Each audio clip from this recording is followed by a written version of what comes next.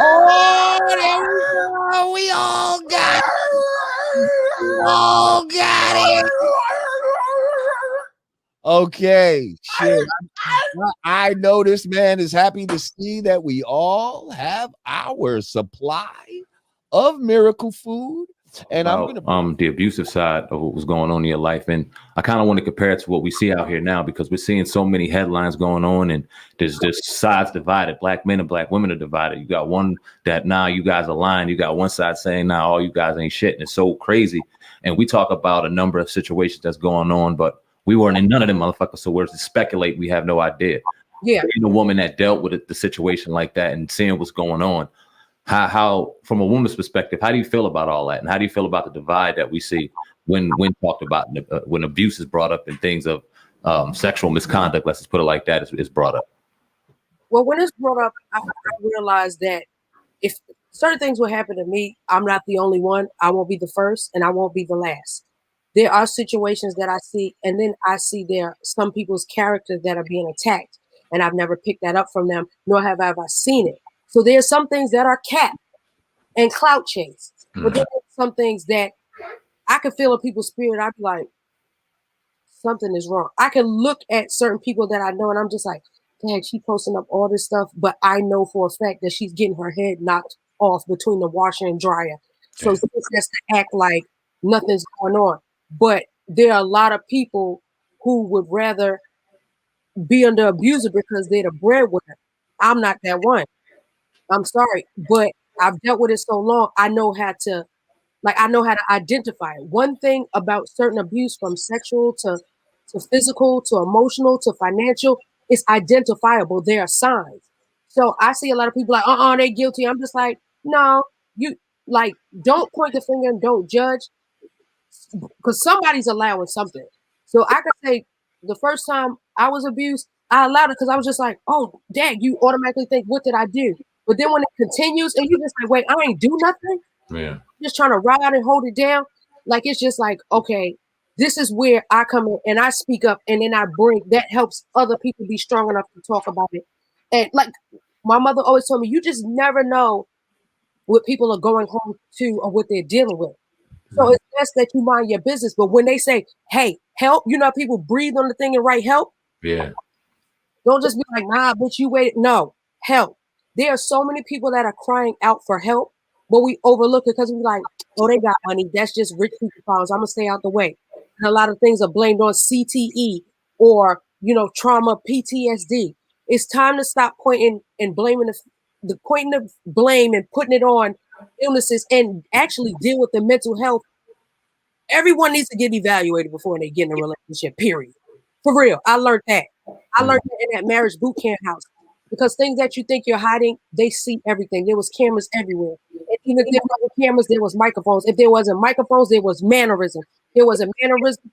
Like, they are specifically trained to tell what is going on. So even though I was like, nah, they was like, you could tell us because we already know.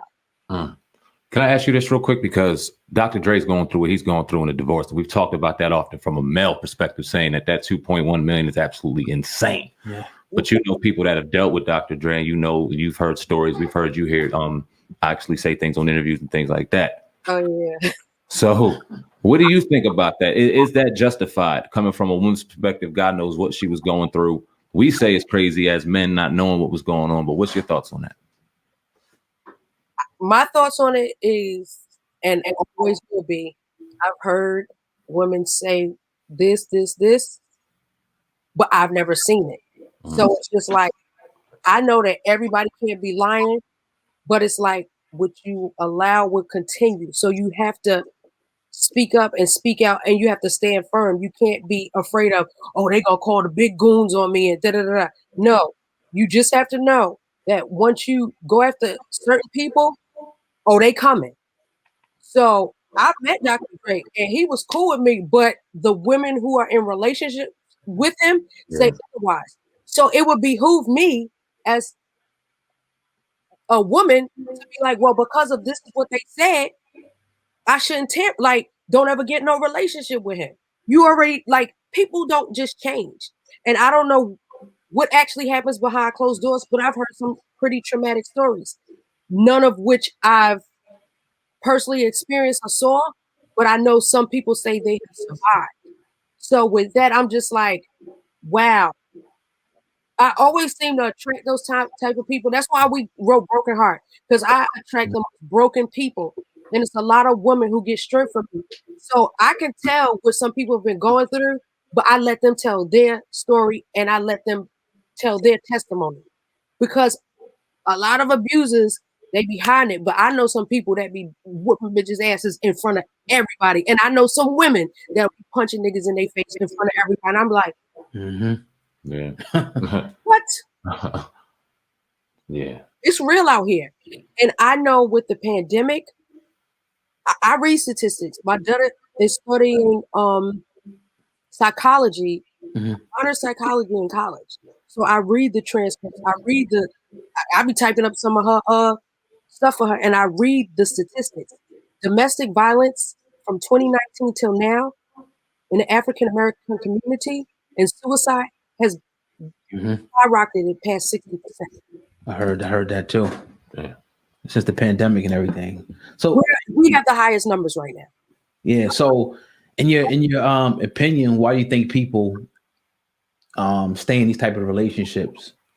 You know, when people are abusive, like is it psychosis that goes back, you know, to childhood? Can you I can say for me, because I never saw that growing up. My father I never heard my mother or father curse. I've never seen them fight. I've seen them have disagreements, but it was certain things they just never did in front of us. So I was like, why did I accept it? That's not what I grew up around. It's just like when you when you leave the nest, you are really in the real world. So everybody used to call us, oh, y'all a fake ass family. Like, whose mother and father's really still married? So I used to wonder that, like, yeah, nobody else really has a mom and dad. Like, growing up, I was one of the only ones that had a mom and dad. My parents just celebrated 46 years of marriage. God bless. You see that? So I was searching and seeking for things that I saw. So I would accept the first thing I saw because it seemed like it was the right thing to do. Growing up in a Christian household, get married, have children, live happily ever after. Yeah. But because I didn't realize, oh, this person might be dealing with trauma from their childhood, I didn't investigate that enough. I would just always think like, oh man, they so cool. It seems like they could rock with my vibe and they know how to run around the world with me. So it's cool. No, that's not cool. And it was a pattern that I kept on doing and dealing with, not realizing, no, that's a form of mental illness. You're just attracting post-traumatic stress and you're causing stress and trauma to you, and you'll pass it on to your kids. So that's why I had to cut that. So a lot of people don't investigate or do background checks or even try to find out. They just think somebody cute or they got they got good hair or that's my type, but not knowing really what's on that inside. Because there's some pretty people that got some ugly souls. There's some handsome men that are demons. I'm gonna ask you about a few years ago. You caught a lot of slack from saying something about R. Kelly.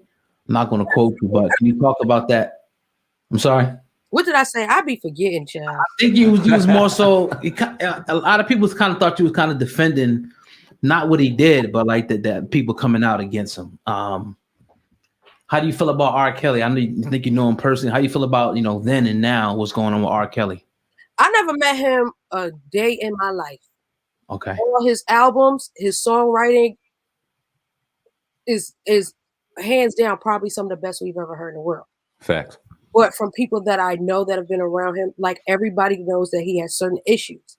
And a lot of people knew that he was making a lot of money. So I think a lot of his issues were suppressed for the simple fact that, he was the breadwinner and he was throwing people a bag.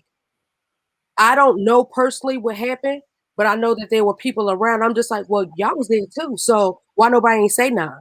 So when his ship is sinking, a lot of people was getting a raft and like, well, I don't want nothing to do with it. But to me, if you was around it and you accepted it and allowed it, I always felt people was in on it. So I just always felt, and what I think I said, which I don't remember, I was just like, well, if they're gonna call him out, there's so many more people that they need to call out. But look what's happening.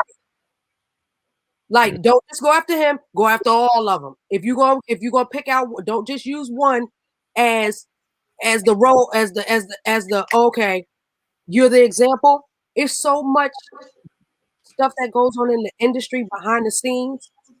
Like, whoo, he's not the only one. And I don't condone anything that they said he did. The sad part is that I know for a fact he wasn't the only one over there with the child. That's sad. Yeah. So we hear those stories and we hear those hard stories when it comes to particularly the youth, especially within the game, whether it be male, Like, female, male, whatever. Behave, that shit is a different type of demon. That's why I'm just like, whoo. We hear stories kind of attributing that to the Illuminati and rituals. We all can kind of go deep down that rabbit hole and give reasonings as to why. I've had those conversations seem like somebody once a week. Is that kind of true within the industry? Is some real kind of other kind of spirits kind of handling that game? How real does that get? Child, it's real. All I gotta say is that if you ain't got nobody praying for you or you don't pray for yourself, do not get into the industry. Because you know what I've learned? They say Satan don't have the red horns and the pitchfork like people think. He presents himself, honestly, if you look back before he was banished from heaven, Lucifer was the most beautiful angel of them all. So it always presents itself as beauty.